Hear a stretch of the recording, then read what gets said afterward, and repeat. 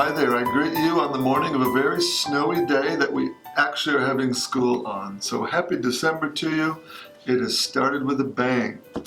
I love December though. Classes are productive during December, believe it or not. Our choir sings for various audiences and it's fun to follow them around. Our chapels are always enjoyable. There are always new ways that students and the student council devise for celebrating this wonderful holiday of Christmas. And we together wait for and long for the Savior's coming. We are in between his coming and his rising again and his return. So in that middle space there still is some waiting, and so Advent is a reminder that we still await his final return, and we do that in community, and it can be a very beautiful thing. So I love December. I hope you love it too. We look back on So Week, which was last week. Spiritual Emphasis Week was a special week last week. We were blessed to have Mike Gordon with us for 4 of the 5 days last week. And he did a really nice job of pulling us together around a beautiful theme, reminding us of who we are in Christ. I want to say thank you to Mr. Park, to a wonderful committee of students and staff that did a lot of preparatory work for So Week. Thank you to the praise teams for the hard work of last week, for the AV crew that came in every day early to make sure everything was running smoothly, and it did. To the parents and grandparents who joined us for one or more of the chapels, and to our grade 12 students who led small groups and did so very, very capably.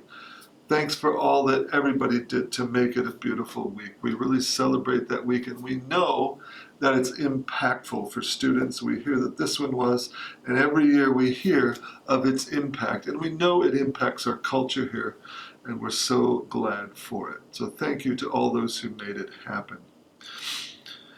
I would like to ask you to put January 16, put something on your calendar on that date, and that is our open house celebration of learning evening.